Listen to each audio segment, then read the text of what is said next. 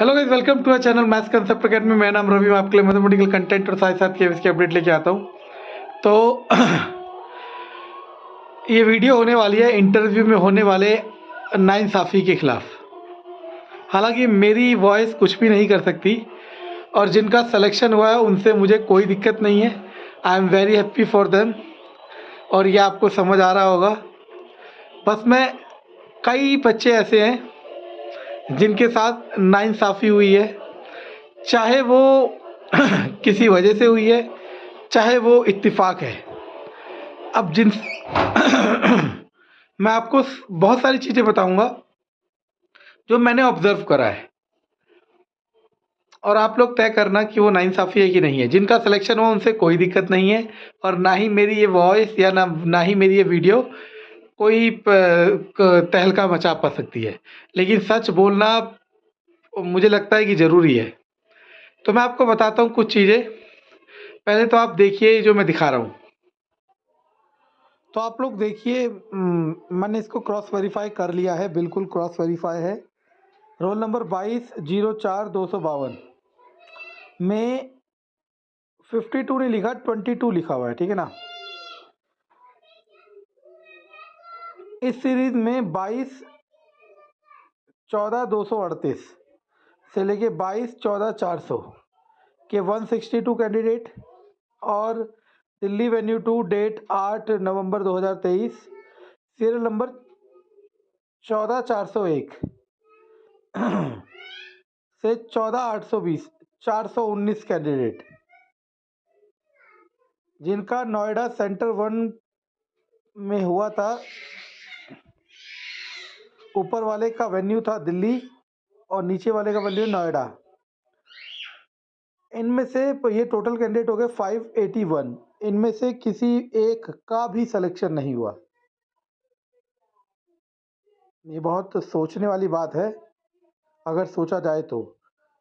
14401 से 14820 419 कैंडिडेट हैं, इनमें से एक का भी सिलेक्शन नहीं हुआ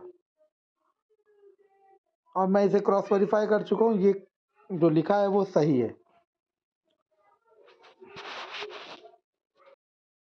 तो आपने देख लिया। अब मेरे नोन में कम से कम मेरे पास मेल आ गए। मैं आपको पता है कि मैं आप लोगों को जो भी डाउट सॉल्व कर सकता हूँ करने की कोशिश कर रहा हूँ। मेरे पे मेल है कम से कम 50 से 100 बच्चों का मेल है, कम से कम बता रहा हूँ, जिनके जनरल कैटेगरी से 140 प्लस थे। मेरे स्टूडेंट जिन्हें मैंने केवीएस पीआरटी का बैच पढ़ाया था, उनमें से 4 स्टूडेंट ऐसे जिनके 150 प्लस है। एक के 151 है, एक के 152 है, जनरल कैटेगरी की बात कर रहा हूँ। उनमें से मेरे जानने वाले जो है 150 प्लस वाले, उनमें से किसी का भी सिलेक्शन केवीएस में नहीं हुआ। वो रह गए सिर्फ इंटरव्यू की वजह से। 150 प्लस वाले को इंटरव्यू में कितने नंबर चाहिए थे जनरल कैटेगरी में, ये आप भी सोच सकते हैं। 152 या 150 के जिसके नंबर हैं उसके 70 में से 57-58 मार्क्स आने थे, ठीक है। 57 और 58 मार्क्स। और जनरल की कट ऑफ कितनी गई है? 76। 76 का मतलब है कितने नंबर चाहिए? 8 8 16, यानी कि 18 नंबर चाहिए। तो यानी कि 60 में से 36 नंबर चाहिए। तो उन्हें 36 भी नहीं मिले। किसी को 20 मिले होंगे, किसी को 26, इतने भी नहीं मिले। तो मुझे ऐसा लगता है कि जो इतने नंबर ला सकता है, 180 का पेपर हो रहा है जो कि बिल्कुल नया पैटर्न हो रहा है। हर बार केवीएस एक्सपेरिमेंट करता है, इस बार भी एक्सपेरिमेंट करा पीआरटी पोस्ट पे। तो बिल्कुल पैटर्न चेंज, सब कुछ बदल के फिर भी एक कैंडिडेट अगर 150 प्लस या 145 प्लस लेके आ रहा है जनरल कैटेगरी का, तो मुझे ऐसा लगता है कि वो ऐसा नहीं हो सकता है कि इंटरव्यू क्वालिफाई ना कर पाए या फिर इंटरव्यू में इतना भी जवाब ना दे पाए कि कुछ भी ना हो पाए। तो होता क्या है, मैं बताने की कोशिश करता हूँ। अच्छा, मेरा पर्सनल व्यू है, मेरा मानना है कि जैसे DSSB में होता है या अदर स्टेट में होता है कि आप रिटन एग्जाम क्वालिफाई करो और जो कट ऑफ क्वालिफाई करे, जिसके ज़्यादा मार्क्स उसे सिलेक्शन दे दो। क्योंकि इंटरव्यू में देखो, इंटरव्यू नो डाउट बनाया इसलिए जाता है कि सिलेक्शन प्रोसेस को और अच्छा करा जा सके। लेकिन अभी किस तरीके से क्या चीज़ें हो रही है, मैं इसको अभी इस प्लेटफॉर्म पे तो कह नहीं सकता और मेरा तो कोई राइट भी नहीं बनता है कहने का। लेकिन जो भी हो रहा है वो काफ़ी हैरान करने वाला है कि बहुत सारे कैंडिडेट जो बहुत अच्छा परफॉर्म कर रहे हैं रिटर्न एग्जाम में, लेकिन उनका इंटरव्यू नहीं हुआ। ठीक है, मैं बार बार कह रहा हूँ कुछ चीज़ें इस प्लेटफॉर्म पे नहीं कही जा सकती। मेरे लिए बहुत नुकसानदायक है और होगा तो कुछ नहीं उससे, लेकिन मेरे लिए नुकसानदायक है। लेकिन मुझे ऐसा लगता है कि कहीं ना कहीं कुछ ना कुछ इनजस्टिस तो हुआ है। फिर कहूँगा जिसका सिलेक्शन हुआ उसके लिए मैं बहुत खुश हूँ, लेकिन ऐसे कैंडिडेट जो इतना डिजर्विंग थे वो उदास हैं, ये सोच के बहुत दुख मिलता है। मेरा ऐसा मानना है कि केवीएस में इंटरव्यू नहीं होना चाहिए टीचिंग पोस्ट के लिए। बाकी मेरा ऐसा मानना है, मैं ये कह रहा हूँ, मेरे मानने से कुछ नहीं होगा, सबसे बड़ी बात।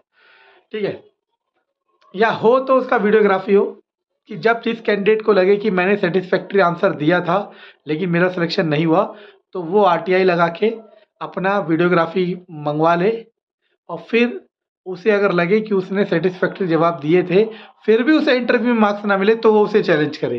लेकिन अभी करंट सिचुएशन ऐसी है कि आप किसी को कुछ भी चैलेंज नहीं कर सकते, गलती सिर्फ और सिर्फ आपकी होगी। चाहे आपको इंटरव्यू में आपकी परफॉर्मेंस होने के बाद भी मार्क्स ना मिले हो, या आपने कुछ नहीं बताया तब भी मार्क्स ना मिले हो, आप इसको वैलिडेट नहीं कर सकते, आप इसको क्रॉस वेरीफाई नहीं कर सकते, आप इसको चैलेंज नहीं कर सकते। फिलहाल करंट का ये हालात है।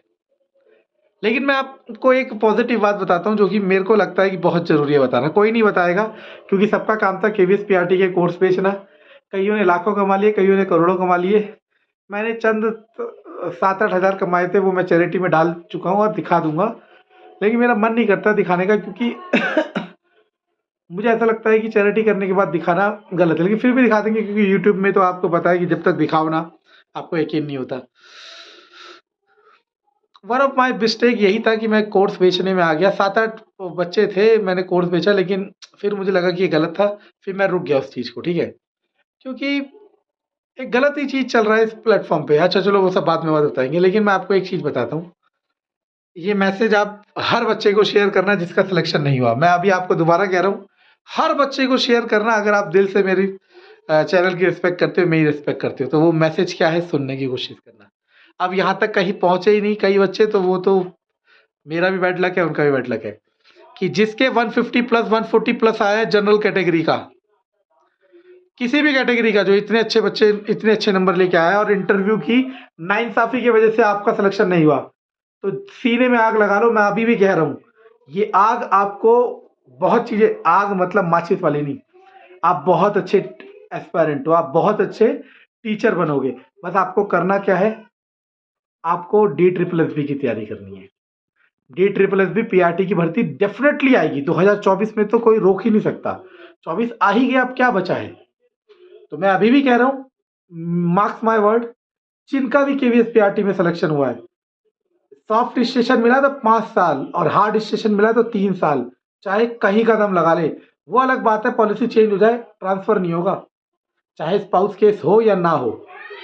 यानी कि जो भी केवीएस में लगा है उसका सेकेंडरी, मतलब अब तो प्राइमरी टारगेट बन चुका है DSSS की तैयारी करना और वहां सिलेक्शन लेना। और मैं आपको कह रहा हूं कि आप लोग उनसे आगे निकल सकते हैं, आप ये दिखा सकते हैं कि आपके अंदर वो कैलिबर है, आप वो कर सकते हैं। लेकिन आपको मेहनत बहुत ज्यादा करनी होगी और आपको DSSS में अपनी सीट सिक्योर करनी होगी।